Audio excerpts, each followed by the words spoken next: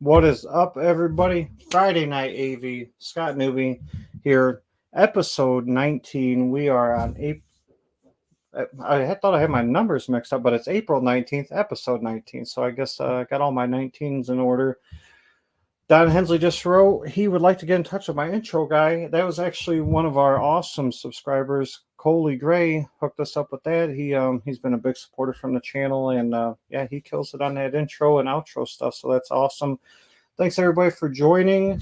You know how we do it on Friday nights. Usually for about an hour, I come on here with either a fellow enthusiast, somebody from the industry, somebody that has maybe their own podcast or does reviews. So, or sometimes it's just me on here blabbering. For everybody that joined Kat and I on Wednesday night, I appreciate it. That was a very funny show with Don Dunn and the lovely Joey. Very inappropriate show, but we had a lot of laughs. That was a good time. When we get together with Don Dunn, you don't know if the channel's getting shut down that night or not. So that went well. I cannot believe that 3 weeks from now, people are going to start flying in, and we're going to have 60 people at our house. That's still surreal to me. Every year our base brings us together, gets a little bit bigger. So if you're flying out or driving out or you're local and you're coming to hang out, looking forward to hanging out with you guys. We got like 9 weeks to M-Wave. So a lot of you guys, actually my guest tonight is, he took part of M-Wave last year. He's going to be back this year. So we got some cool stories and stuff to talk about that. But I'm going to see a lot of you guys here in like 9 weeks out at M-Wave. These days and weeks are just flying by. So probably seem like tomorrow.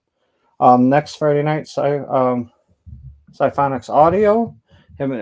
He was just in town, and I just missed him. I had audio party going on, and he was just here and for Expona. So we were literally almost rubbing shoulders with each other. So, but I'm going to have him on next week where he does a lot of 2-channel and music stuff, and him and I have been chatting a lot lately. So looking forward to hanging out with him live next Friday night. And like always, to all our subscribers, the likes and shares, you guys rock, man. We really enjoy our community. I wish I could do this more often. Sorry for the sporadicness. Unfortunately, help run a emergency-based plumbing and sewer company out of Chicago forever is certainly takes a toll with any free time that I have. So, anyways, I won't bore you guys to death. We'll hang out with you guys for about an hour tonight. But without further ado, been looking forward to hanging out with this guy. I know he's been blowing up on YouTube scenes and with his home theater tours and reviews, and I just want to welcome and want to say appreciate him taking time out of his Friday night. Everybody, let's welcome Hatoraid Cowboy Jordan Farrington. What's up, brother man? What's going on, brother? Thank you for having me on. Yeah, man, no doubt. We've been chatting back and forth, and we actually met last year at M-Wave. Yep. And we didn't have too much time to chat, but we've done quite a bit of chatting since then. So it's exciting, man, to have you on, and look forward to actually seeing you face to face again here in like 9 weeks. Yes, sir. Yeah, I'm looking forward to seeing everybody again in M-Wave. Hopefully we get to talk a little bit more, spend a little bit more time together. I know it's going to be busy, I'm going to be running around doing some content, working with some companies and stuff, but I'm looking forward to my second year at M-Wave with Youth Man. I know he's in the chat. Appreciate Youth Man and Ryan, putting this thing together. People like you, other home theater enthusiasts. That was one thing that I really took away from M-Wave was that everybody that's there might be on a different journey. They might have a different budget. They might have, a super high-end home theater. They might have a budget home theater. But every single person there shares the exact same passion no matter where you're at on your journey. And so that's really cool that everybody can share their stories, share their experiences, even though we may be at different points, in our home theater journey. So it's really cool. I'm looking forward to it. Yeah, I met a couple of people at M-Wave. They're like, I don't even have a room right now. I just wanted to come have a beer or come Yep. have lunch with you guys. Like he goes, and I was like, man, how awesome is that? That they're either in between the hobby or building a house or can't, financially make a room happen. And you're like, I just want to hang with people. So it's I mean, you were talking about this before the show started. We both have been to Expo and we've experienced that, but it certainly doesn't. Expo don't have that family feeling like the M-Wave Right. event has. So that's pretty cool. Um, I hear like an echo from me. I don't know where that's coming from, but You sound good on my end. do I I? don't, or I'm not getting an echo. I'm getting somewhat of an echo, but and that's the beauty of doing stuff live. If something's going to go wrong, I'll do it during live. Right? So for with like the lunch with the content creators and stuff like that, is that going on again this year at MWave? You know what? I don't know. Youth man, if he's in the chat, let me maybe it's on my let me put my headphones in and see if that helps. Hey, youth man, are you is was it last year you guys did like a dinner with the content creators or It was I believe it may have been a lunch and a dinner. I know there was a dinner. I think it may have been a dinner. I'll let youth man. Yeah, VIP VIP dinners on dinner. Twitter tonight? Yeah. There we go. Okay, so is the echo gone? Yeah, is Echo gone? I think so. Okay, maybe it was me. I put my headphones in, so hopefully that helps. Maybe I might be getting some feedback on the microphone. Okay, all right, cool. But Which is odd. I didn't hear because we were hanging out for 20 minutes before we went live. yeah, that is weird. We got Don Hensley in the house from the Home Theater Hub. What's going Yeah. on, Don? Thanks. Somebody for somebody else from Houston is in the house. Evangeliste, what's up, man? Oh yeah, represent Texas. Yes, sir. Okay, so yeah, echo's gone. So okay, yeah, it was probably me. We got Denmark in the house. Tango, thanks for joining, brother. I know it's like 4 o'clock in the morning there right now, man. Oh man, thanks for tuning in. No doubt, man. So, I know a lot of people, man. You've been blown up lately, man. I see a lot of chatter with like you in the group. You're in just like all the home theater groups, and we've been watching a lot of your videos, and I know what it takes to create some of that. You've been putting out some awesome content, man. Definitely. Thank you. Yeah, it's a pleasure to watch, and as I'm watching, I can respect and know how much work you're putting in that stuff. So just congrats, man. You're doing great. You're over like 8,000 subscribers now on YouTube, right? Yep, just hit over just 8,000. I think I like right at 8,100. So Yeah, that's me personally, I would like the channel to grow faster, but I know some of that is within my control. I was doing more content, and the more content that you post, the faster you grow. But I think before I was doing maybe 2 to 3 videos a week, and I really wanted to up like the quality of my videos and the production quality, and I just had to make the decision. It's like, you know what? I can either put out one high quality video per week, or I can do a couple videos per week that may not do as well. And I'm like, I would rather make something that's good quality, good production, that's enjoyable, get the video right, and do that. Obviously, I know I'm going to grow slower that way, but I would rather put out like a quality content. So that's what I've been focusing on, because sometimes, man, it's even just making a crappy video takes a long time. So if you want to make a good product, and that's another thing too, like I'm starting to work with a lot more brands, and when you're working with a brand, you want to make sure that your video is on point. They look at that stuff. So because I don't want to say that you're the face of their company, but when you're working with them, you're kind of representing them. Yeah, you're representing them. So I want to make sure that I'm representing them in a way that's good and fair, and that I'm putting my best effort. And just for my own videos as well, I just want to make good content. So I've got peers like Youth Man and Shane Lee, where I've watched them. I was like, man, they put out some good quality videos, and that's basically where I'm at right now. I'm trying to do at least one video per week that's just really good, really high quality. So, but yeah, I appreciate every single person that comments, that supports my videos, that comments on videos. It's I feel like I see some of the other channels, and I see some of the other comments, and I feel like my channel doesn't have a lot of the negativity that some other channels do. I still get it, and you still get some people that are going to say whatever they're going to say, but it's been a lot of fun, and I just really enjoy, making videos and communicating with people online. And, like I said, at MWave, I'm going to get a chance to, hang out with some of my peers and meet some new people. So that'll be cool. So are you, because I know a lot of people in the chat are probably going to be seeing us out at MWave.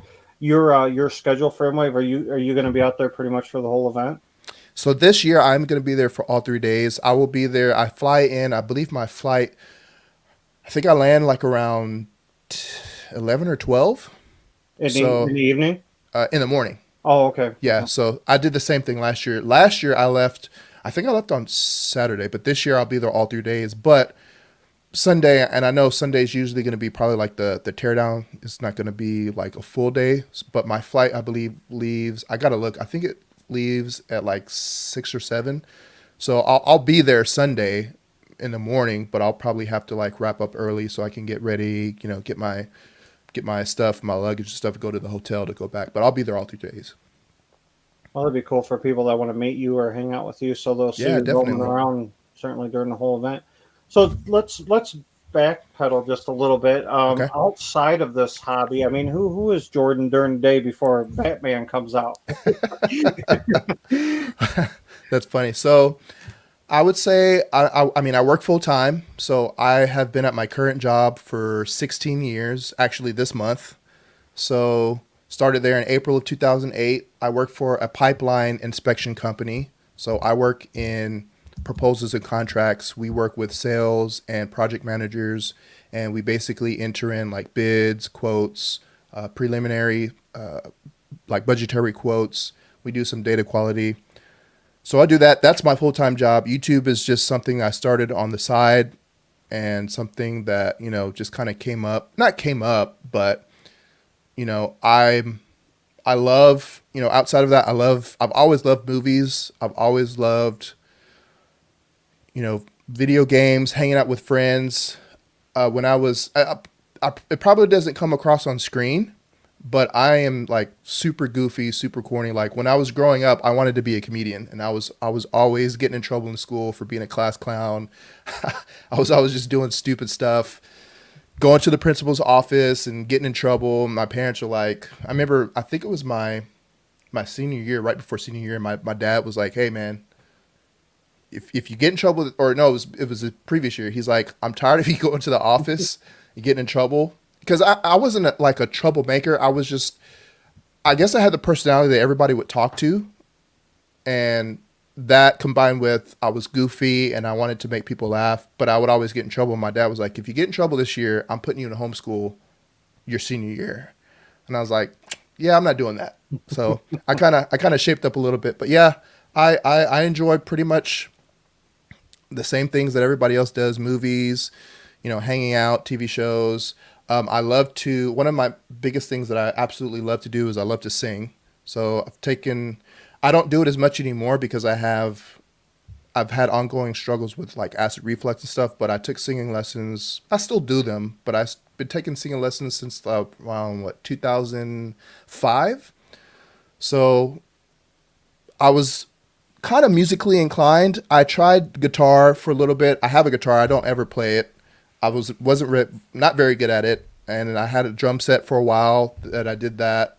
But singing was the one thing that I think I was actually better at than everything else, and I just enjoyed it more. So I'm a rock head. Like I love alternative rock, hard rock. I love like Breaking Benjamin, Stained, Alice in Chains.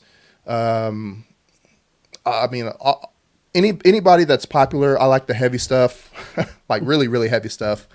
But yeah, I mean that's pretty much me in a nutshell without like going on a tangent.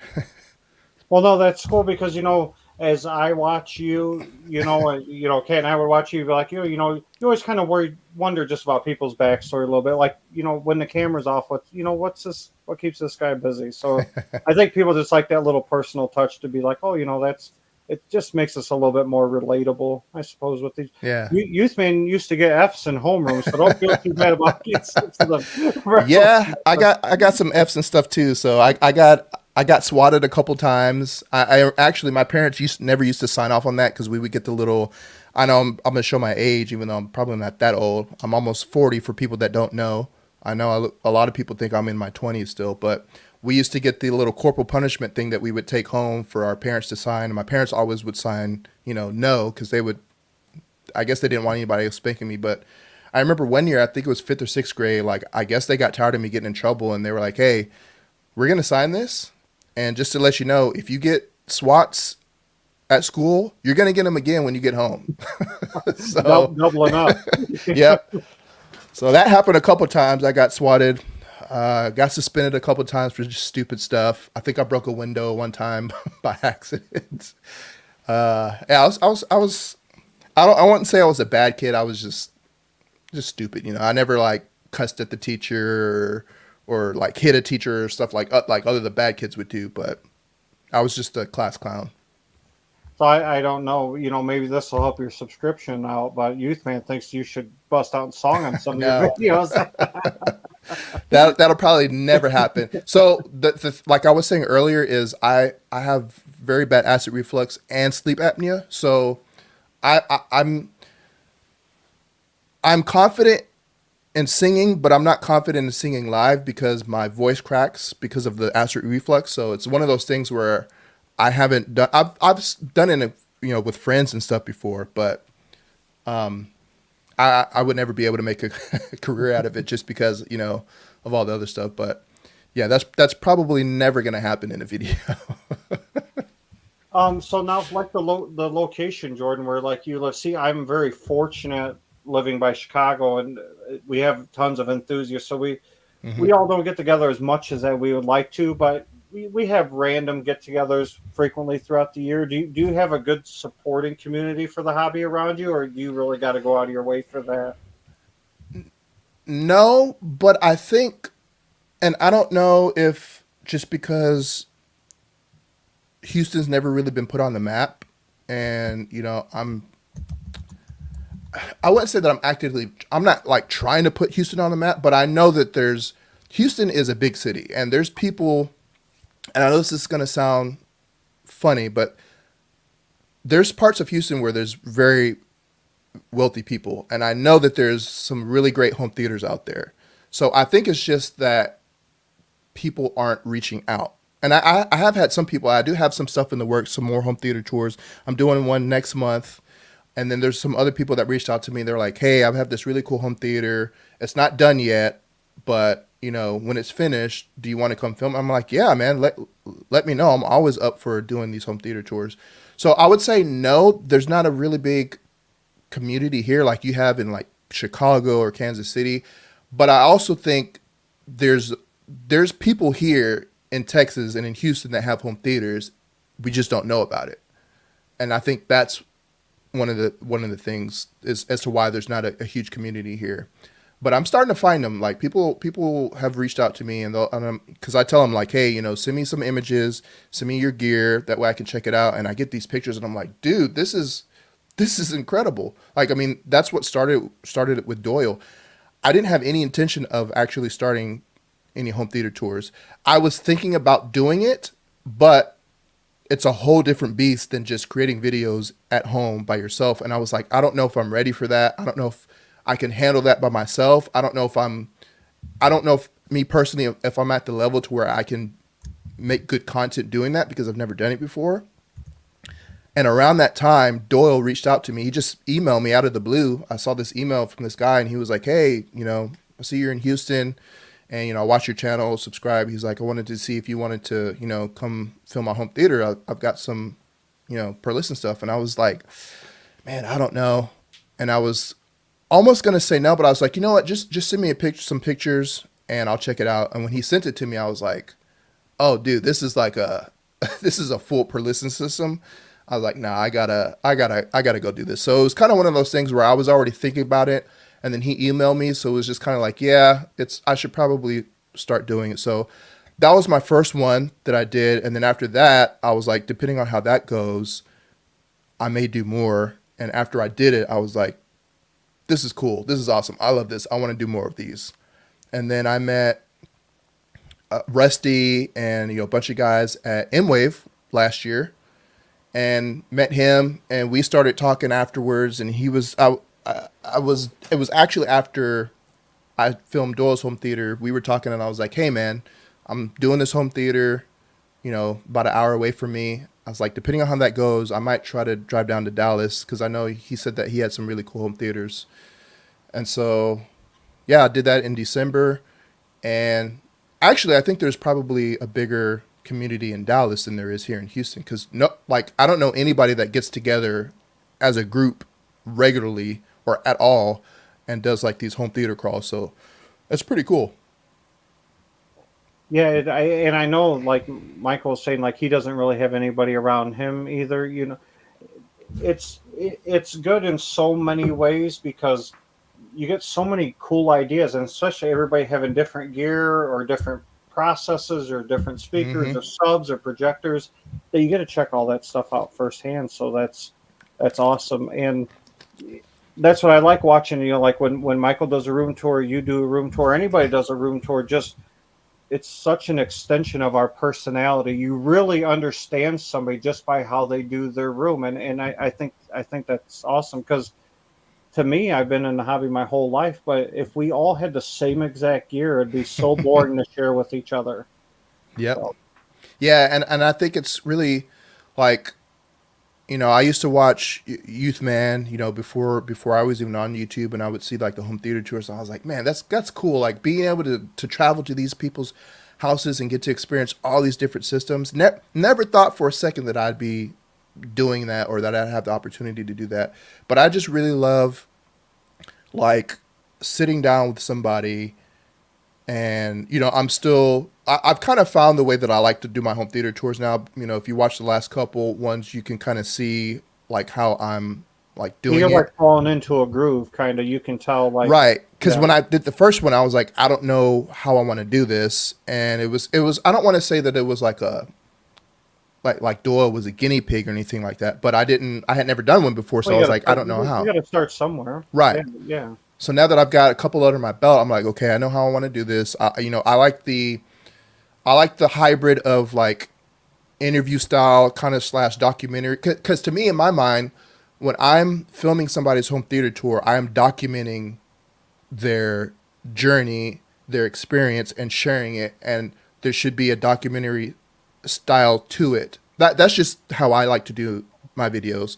And then you get to sit down with them, talk to them, go through the gear, and it's very interesting to hear like a person's journey. And then like one of my favorite ones was Joe and Bonnie, Hmm. because you never hear of couples that share. I mean, you do sometimes, and I know Youth Man Michael has a couple on his channel, but when I was talking to him, he was like, hey, by the way, my wife is going to be sitting in with us. And I was like, oh, okay, because I had a completely different way that I was going to film that. And when he told me that, I was like, oh, I need to change this up because I want her to be just as involved as Joe is, because he told me, he's like, she loves this just as much as I do.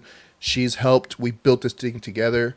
So that was really cool. And just to see like how much they love each other, but also how much they get to share this journey that's like 99.9% driven like a dude thing, which is fine. But yeah, it's interesting to get to sit down with people and hear how they started, see where they were at. Most people, they start like everybody else. They have like these.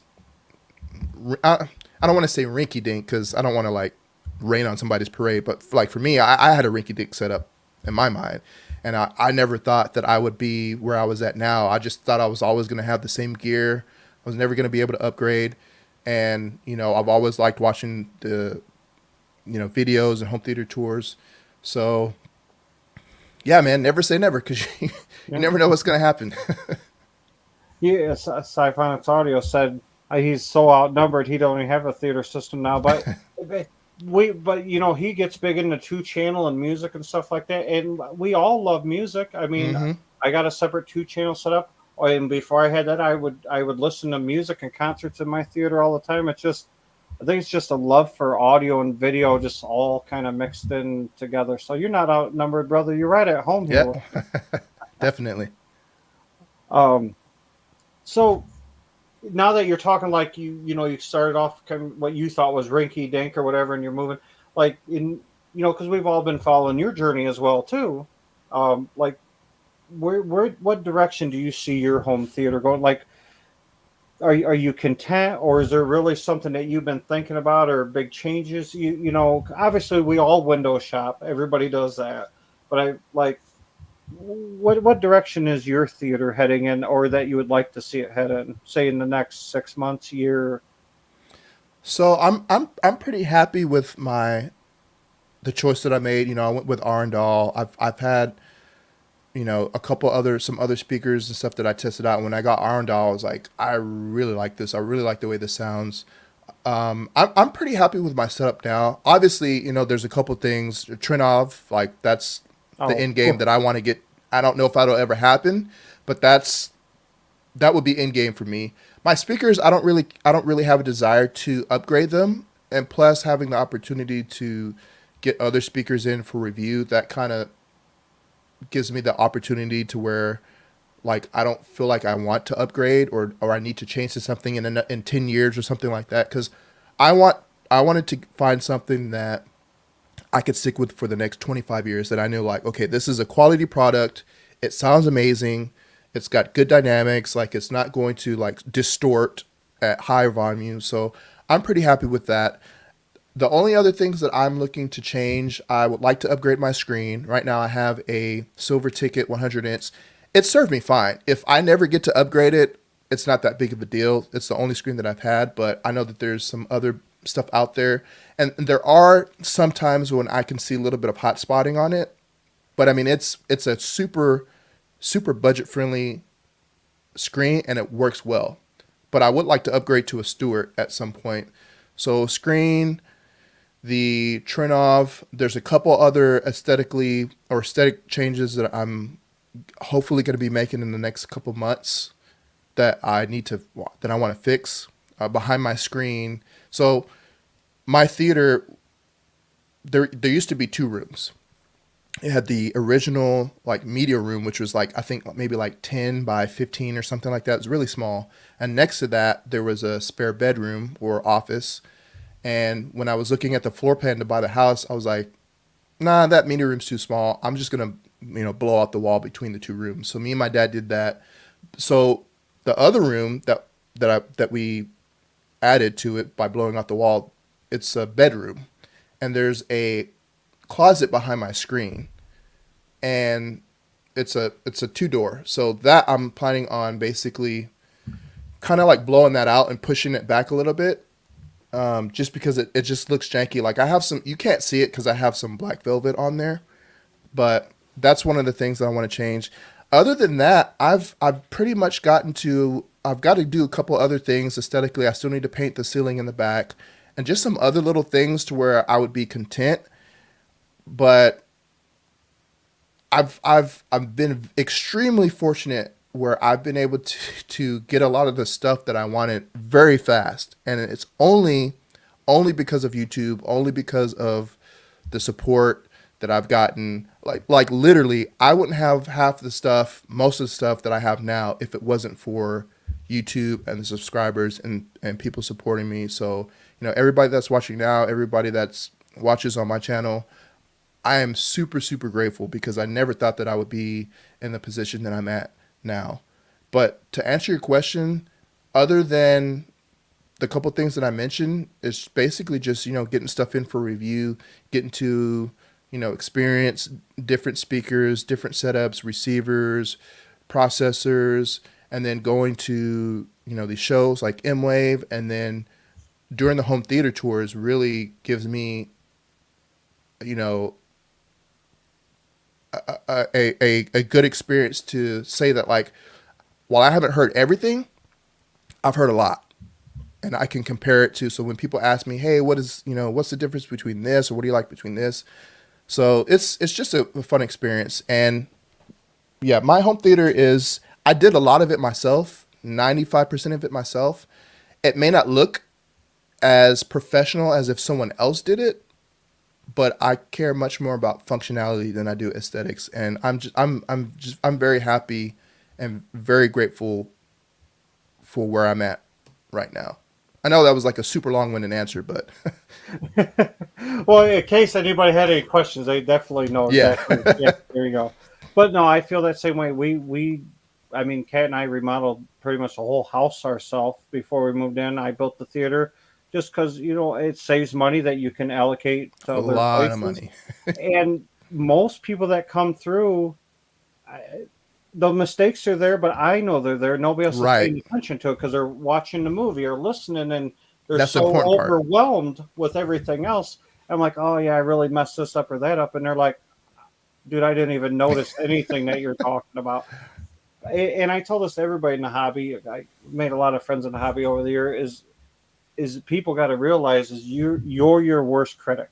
Mm-hmm. Nobody else is going to be harder on you than you, because at the end of the day, people really don't care. It ain't their money. It ain't their room. But yeah, I'm the same way. I'm like, I got to touch up paint, maybe do a little extra Yep. trim work. And that's all just for me, and that's whatever, man. I feel you on that, but that's funny.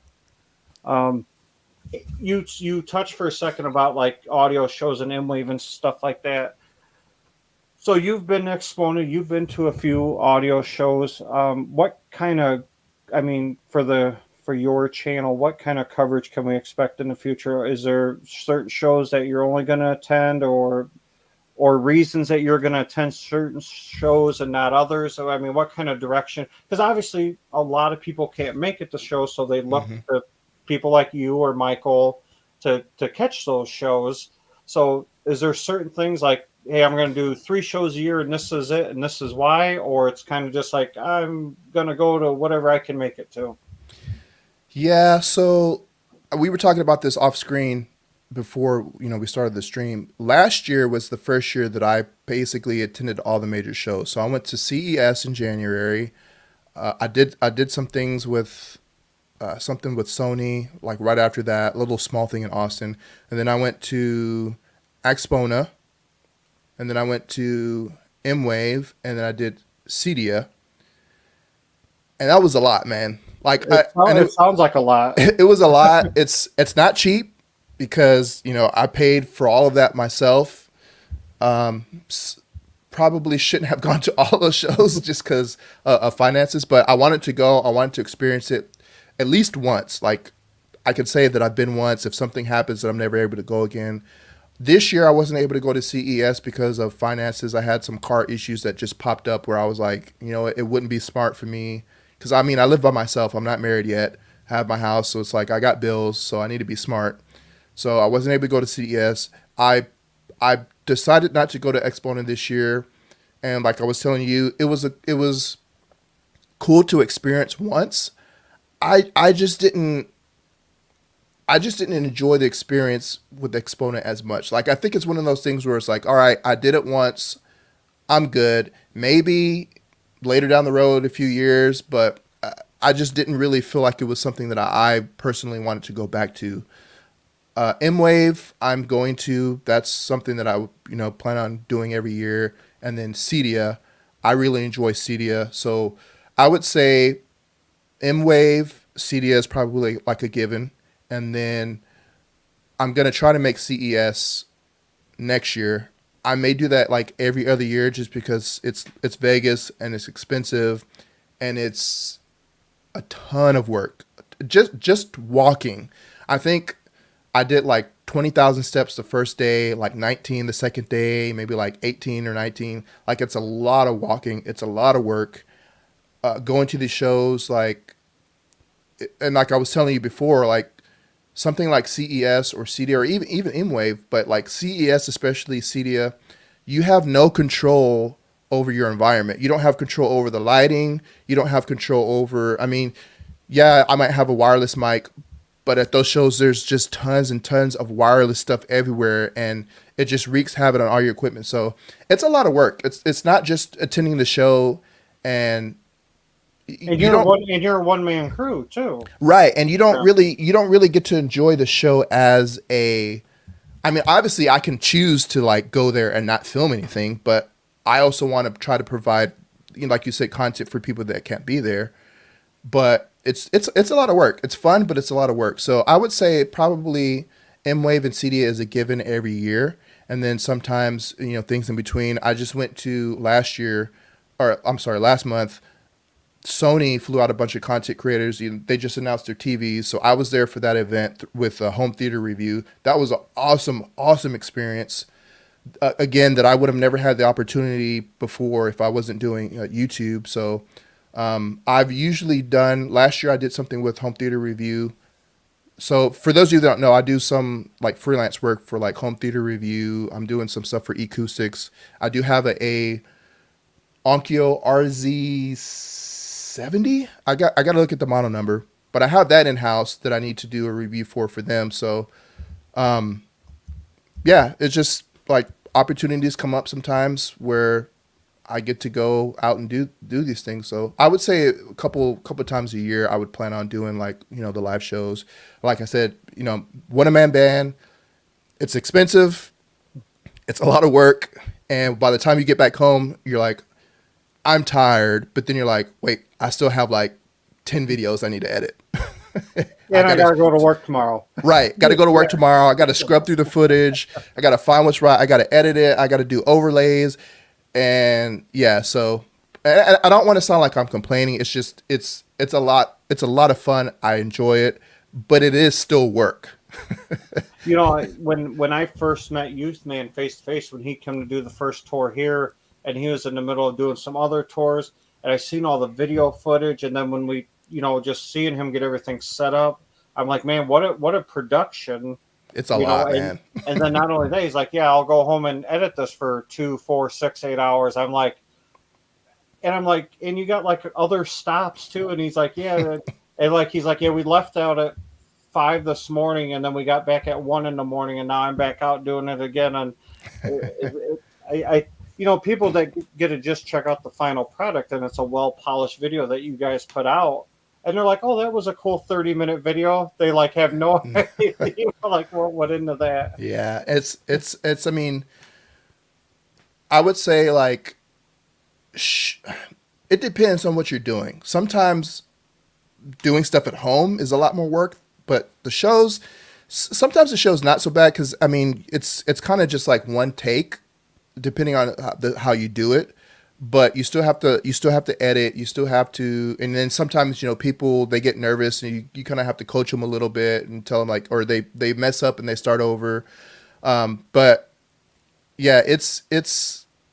I remember when I first met Michael at CEDIA. He was running around. He had Brad, and he had Ike with him. So that was the first time I met those guys. But I believe that it was the second year at CEDIA or something.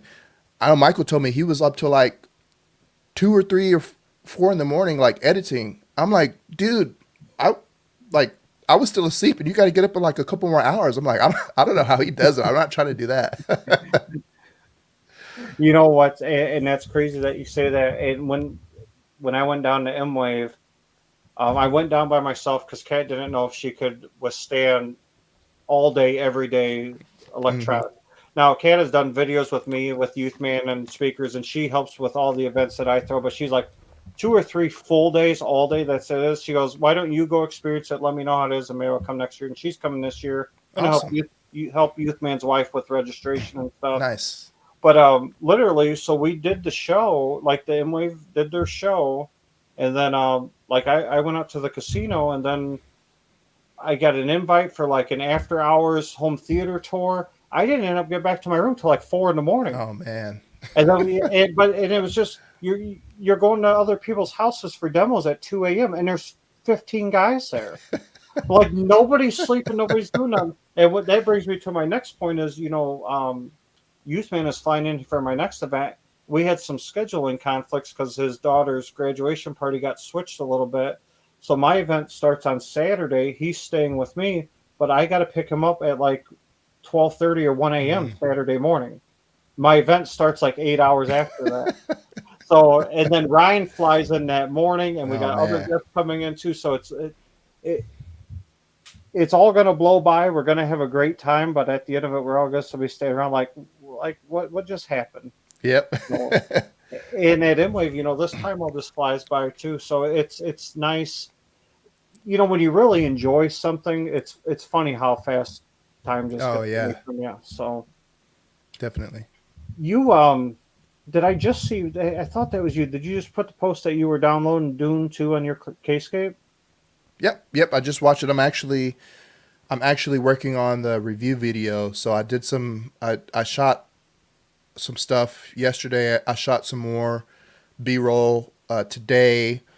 I think I'm pretty much done with the B-roll, and then tomorrow I'm probably gonna shoot my talking head, and then I still have to sit down and edit it and put it all together. So I'm hoping at the very latest by Sunday I'll have a review out. But yeah, I just watched that on the Kaleidoscape. This will be my first Kaleidoscape review. Now, just out of curiosity, I've always been a fan of.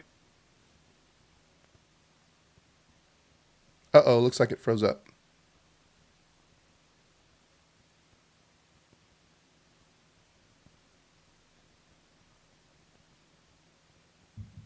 Hello? Yeah, I'm here. It looks like it froze up.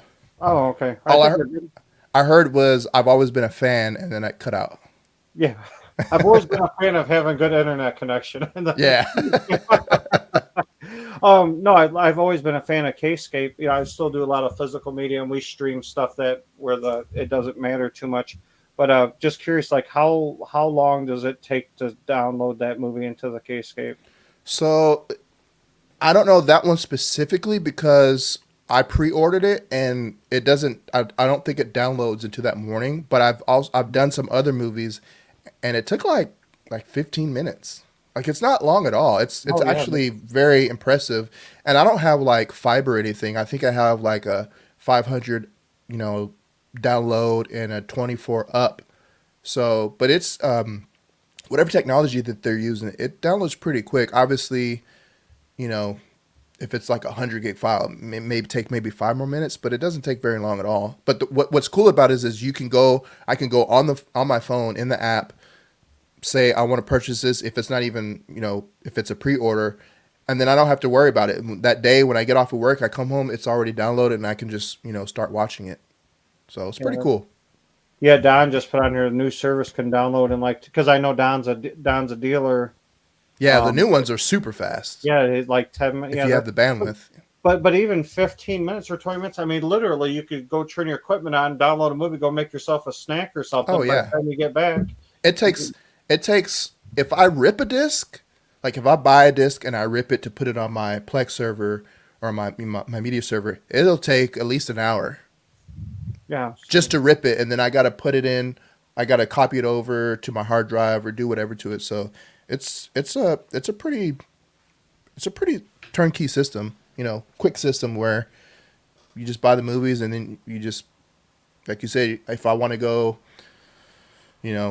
make some food or if I go take a shower, do something and come back and it's ready.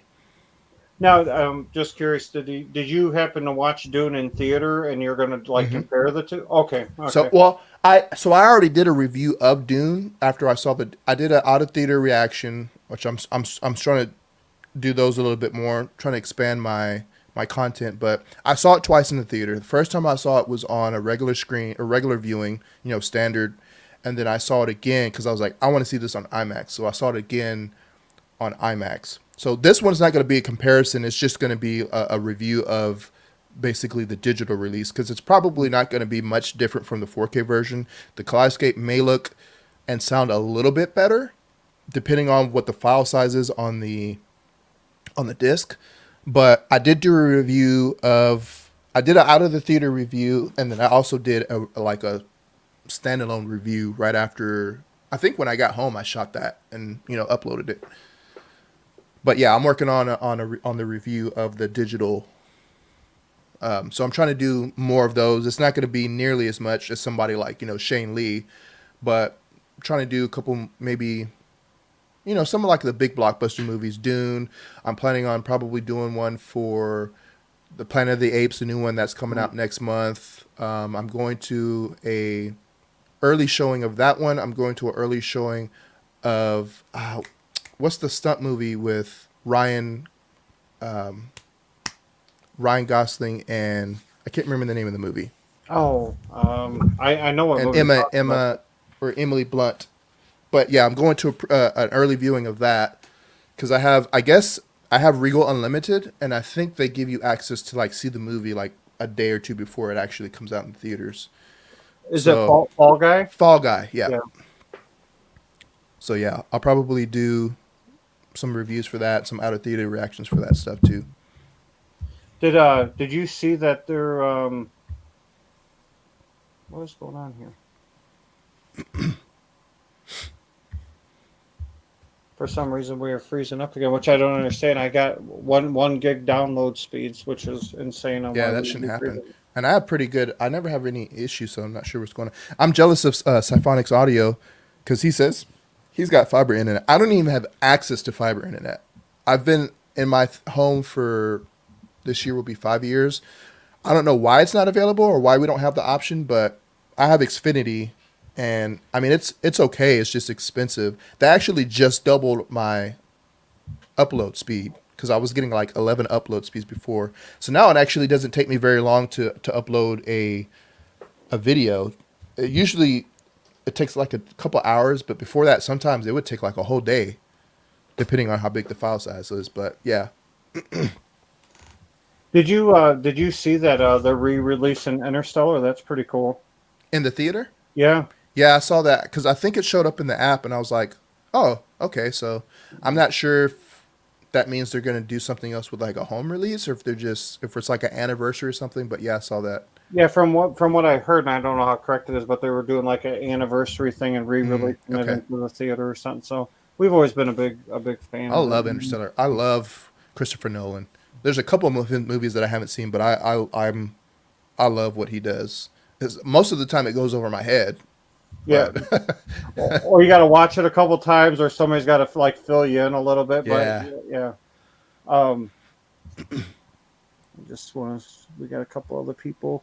Croson 606. What's up, Croson? Yeah, see, I have usually Kat here fending all the comments. She's tied up tonight, so I don't want anybody to feel left out. I just get so involved into the conversation, and then I see the comments scrolling off to the right.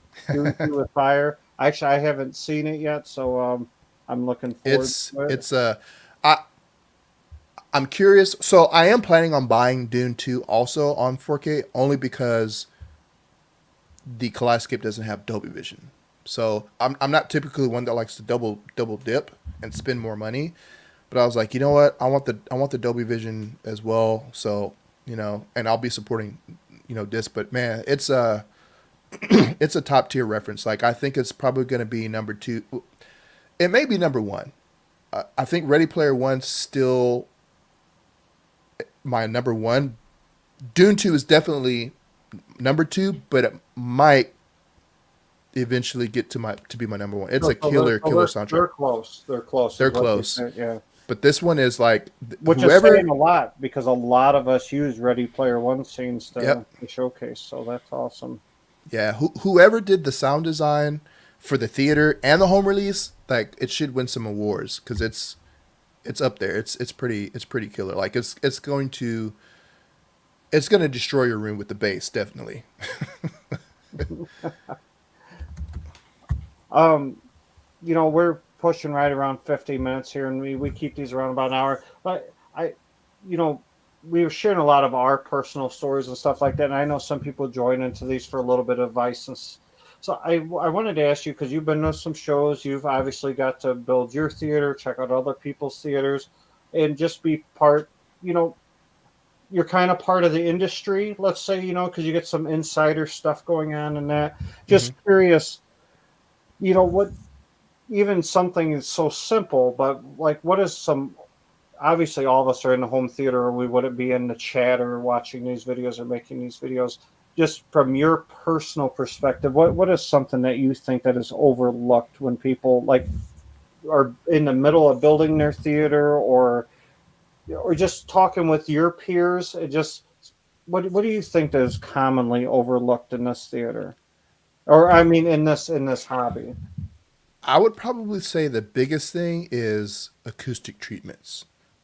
Like having acoustic treatments, period, and then having the correct. And that's something that I'm still like learning because early on when I was getting into my home theater journey, when I first started, like I did a ton of research, a ton. And so I was like, oh, I need to get some acoustic panels. So I bought a bunch of, I bought some bass traps from Acoustic Mac. I bought some bass traps. I bought some acoustic panels.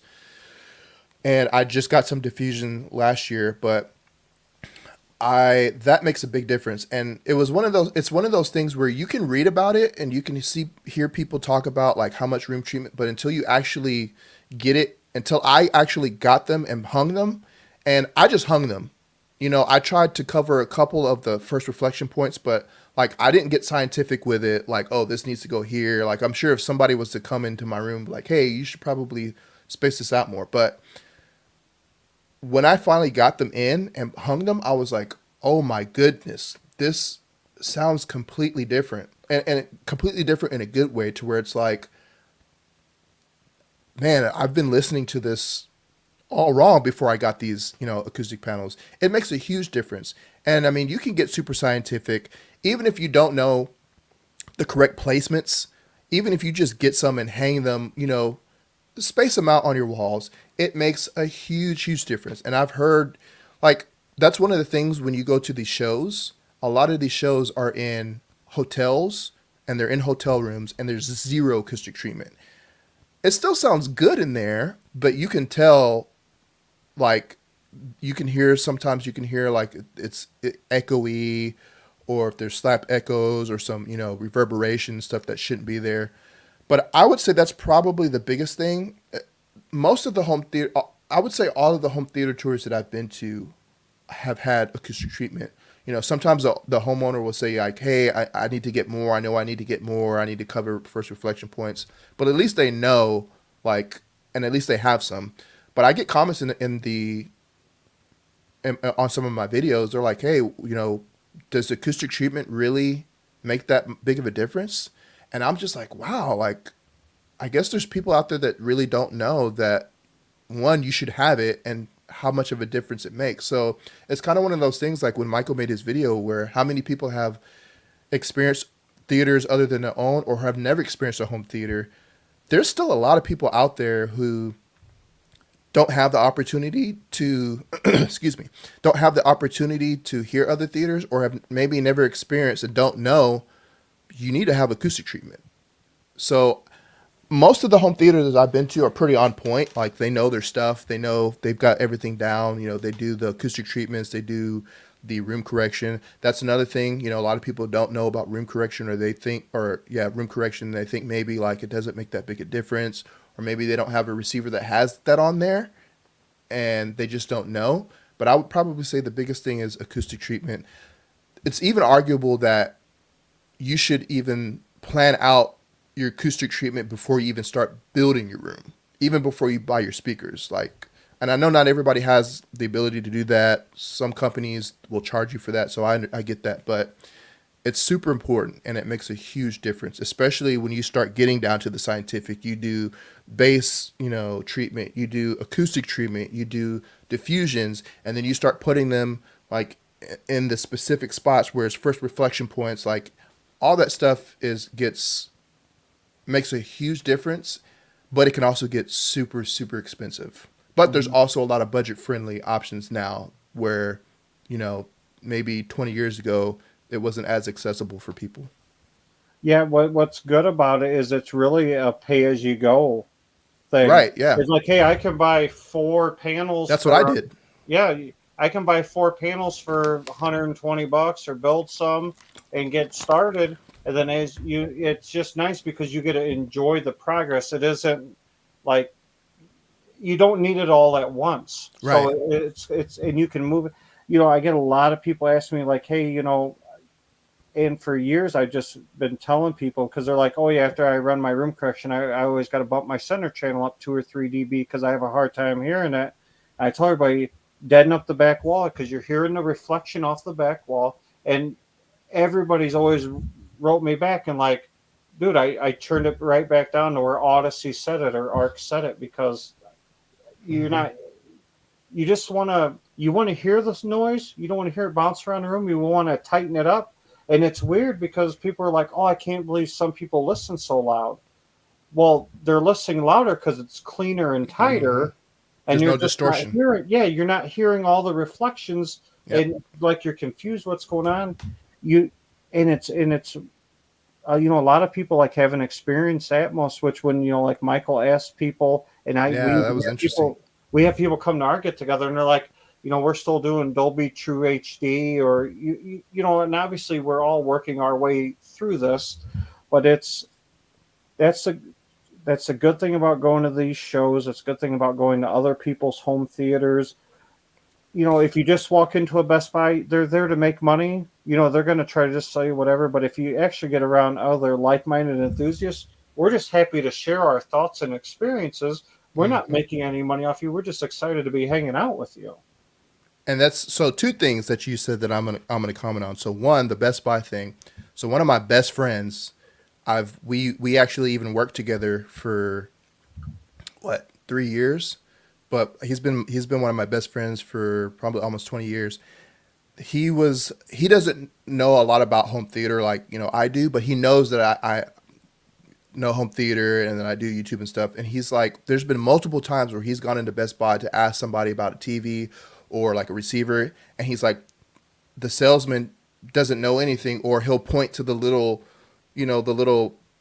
information card that's on the thing. And he's like, I come to you and I ask you, and like everything. He's like, I don't like, what is this guy here for? And that's just funny. But also, when you were talking about Dolby Atmos, I had a guy, I think 2 days ago, comment on one of my videos, like an old video that I made about Dolby Atmos, and he was like, Dolby Atmos is just a gimmick. It's just I forgot what he said. It's just an extension of like the 5.1 or something. It was something really. Well, I was like, and I replied back to him. I was like, so you think movie studios, directors, theaters, sound engineers, you think everybody just adopted a gimmick like worldwide? I'm like, come on, man, do some research. I didn't tell you that last part, but I was just like, there's still people who think it's a gimmick. And I after I commented, I was like, I'm assuming you've never heard it before, because if you've heard it, I can't see how someone could say that it's a gimmick. Are there bad Dolby Atmos mixes? Yes. It's still not a gimmick, but you have good Atmos mixes and you have subpar Atmos mixes. But it just blew my mind that there's still people that think it's just a gimmick just to fool people. And it's like, nah, man, if you hear a good system that's mixed well, it can be pretty impressive and it's fun, Well, you can get a bad CD mix, 2-channel, Right? and you'd be Yeah. like, man, this record, and what I think people are like, oh, it's a gimmick, it's this and that. Well, home theater in itself is supposed to trick us into thinking that we're in that experience. So, I mean, saying it's a gimmick, it's supposed to be a believable gimmick that puts me in the middle of Right. a forest or battlefield. But I've done this multiple times here. Is I'll play a scene for somebody, and then I'll either have the Atmos speakers off or I'll have them on and then turn them off, and then we'll play like the helicopters flying over again, and they're like, well, you can definitely tell that something has changed. I don't feel nearly as immersed into it. But yeah, it's all in the mix, and that's why we all have our own demo list. If Yep. you're showing off your theater to somebody that's interested, wants to check it out, that's why we all have our go-to stuff. Some mixes just suck. Yeah. Either the picture's bad, or I notice a lot of people complain about like Nolan's movies, like The audio. yeah, Yeah. like you can't hear what people, because it's they got a mask on and they're not like re-recording over that. You just listen to him talking in a mask. But that's just part of the experience, like that kind of stuff. Yeah, Yeah. well, I was reading the comments and talking at the same time. But yeah, well, yeah, Jordan and I will both be there. Oh, Sunday V's in the house. Yeah, I mean, What's up, Asin? these guys are going to be at my house here in a couple of weeks, so it'll be a good time. Man, Yeah, I am. I was going to add to that too, because what you were saying about, like Nolan. So at that Sony event, they actually had a couple directors there. They had the director from The Boys, and then they had Joseph Kaczynski, I think his name is. He did the newest. Oh man, I'm drawing a blank. My sleep apnea is rearing its ugly head right now. The Tom Cruise movie, the Top plane. Gun? Top Gun, yeah. So Yeah. he was there. He also did Oblivion, but he was talking about director's intent, and they were saying how. And he actually mentioned like Christopher Nolan by name too on that, but he's like, we spend sometimes like on the video portion because we were there. They showed us like the TVs and the sound bars. It was mainly about like their new flagship mini LED TVs. But he was like, when we make a movie and we finish filming it and we edit it, he's like, sometimes we spend days or weeks color grading, editing a single frame, just a frame. So you think about like a 2.5 hour movie where there's different frames, different shots, all the work that goes into it. He's like, and he mentioned Nolan. He's like, a lot of people complain about maybe the dialogue. That's a style. That's an artistic choice for whatever reason. Nolan figures, hey, maybe the dialogue's not that important for this scene or whatever. He's like, everything that you see in a movie is intentional. Nothing is by accident. Like, oh, we forgot to go and enhance Bane's voice. He's like, everything's intentional. But he said one thing that we have no control over is like, once we finish editing, once we color grade it and we send it out to the movies or we make a Blu-ray release, we have no control over how people are watching it or listening to it. They might be watching it on a 85-inch TV in some, standard high dynamic range mode that's not supposed to be viewed like that, because now you've lost the director's intent. You've lost like the color balance, the white balance, like all this stuff. And it really made me appreciate the director's intent. And they were kind of tying that into Sony's new TVs, because their new TVs are supposed to be like as close to accurate as the mastering TVs that a lot of these studios use. But when you said that about Nolan, it made me think about how he was saying like, anything that you watch in a movie, when you watch a 2.5 hour movie, everything is intentional. Nothing is done by accident. He's like, we spend weeks, months sometimes, editing the audio, color grading. So, but yeah, if you've never heard of Dolby Atmos system before, I know like Youthman was saying that he thought, acoustic panels was like snake oil before. But it's one of those things where a lot of people don't understand because I think they don't know. And until you experience it, then it's like, oh, this does make a difference. I mean, if you go to M-Wave, like that guy, whoever that guy was, I don't know if he's planning on going to M-Wave, but if you go to M-Wave, you can hear some Dolby Atmos setups and you get to hear it for yourself. Now, if you still think it's a gimmick after that, then that's your opinion, and then there's nothing wrong with that. But I think a lot of people have their own opinions formed already before they've heard certain systems, if they heard certain things, and they just think that's how it is. But it's also kind of one of those things where it's like they just don't know because they've never experienced it. Yeah, and actually, if you can convince yourself, or you really feel like you don't enjoy it, all you do is save yourself a bunch of money. Yeah, you don't have to buy a lot of money. speakers, amplifiers, preamps.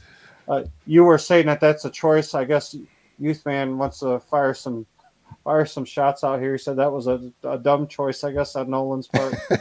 I mean, I don't understand it, but obviously, I mean, he keeps doing it, so obviously he's doing it on purpose, for whatever reason he has, because it's not like, oh, it was just like there's multiple movies and multiple scenes where the dialogue is either unintelligible or you're like, what's going on here? So he's clearly doing it on purpose. Yeah, the only thing that I could grasp from is like if Bane was standing in front of you in real life talking to you, that's probably how it would sound. You won't be able to understand very well what he's saying. And if that's his intent, that's his intent. Obviously, we all enjoy a lot of those movies. And if it was perfectly said, then there would be critics on the other side. Well, that isn't how his voice would sound if that's how it... Right. I mean, you're never going to make everybody happy. And no. It is what it is, so... all right, guys, so we are well over an hour. Me and Jordan kind of agreed to keep this right around an hour. We're pushing just over 10 o'clock for the both of us. But before we go, Jordan, I certainly appreciate you taking some time out of your schedule to Thank you very much, here. What is the best way for people to get a hold of? I mean, obviously, Hatoraid Cowboy Cinema on YouTube, but you have multiple outlets. Like you're. I mean, I kind of see you everywhere. Yeah, I would say the last year, probably the last 6 months, really, I've tried to ramp it up. As for growth, it's encouraged that you post on all platforms. Obviously, YouTube is my main platform, and then I will usually post like a link to Facebook and LinkedIn just so that there's a more audience.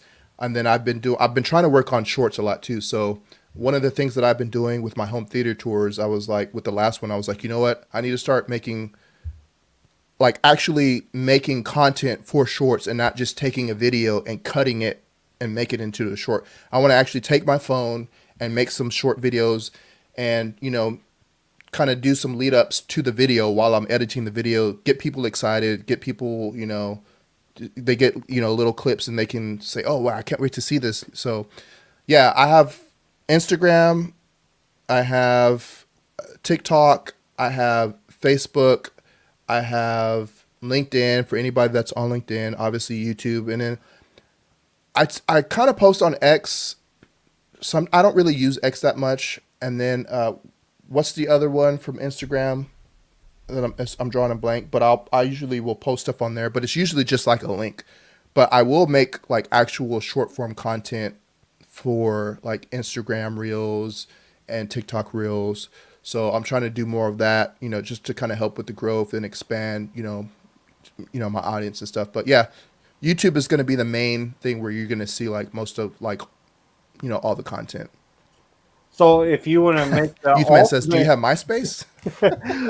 and I've shared this comment up here. If you want to make the ultimate connection with your audience, would you be happy to share your cell phone with everybody? I'm going to say a negatory on that one.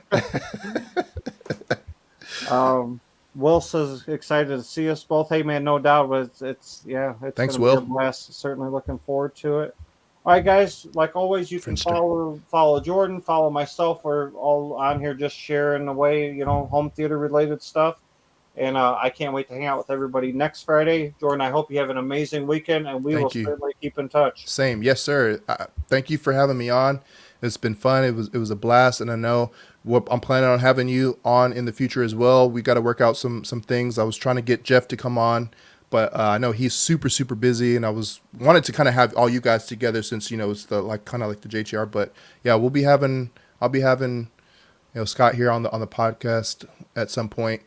And then, yeah, I appreciate everybody that tuned in tonight. And, you know, if you're not already subscribed, you know, please check out the channel and subscribe. If you don't want to subscribe, hey, that's up to you. But I appreciate everybody's support. Again, like all the stuff that I've been doing, even though the small success that I've had so far, it's only possible because of everybody that's watching now and everybody that, you know, watches my videos and continues to support the channel. So I'm super thankful and appreciative of all the support, you know, that I continue to get. And for people like you, people like Youthman, you know, other content creators in this space that are providing, you know, quality content. No doubt, man. We all do it. We all love the hobby and love the community. So I look forward to us chatting in the future. I'll certainly come on your podcast as well. We'll work on some dates in the future. Yes, sir. And have a good weekend, man. And I'm sure I'll talk to you over the next couple of days. All righty. Yeah. Appreciate it, guys. All right. Peace out, everybody. Enjoy your weekend.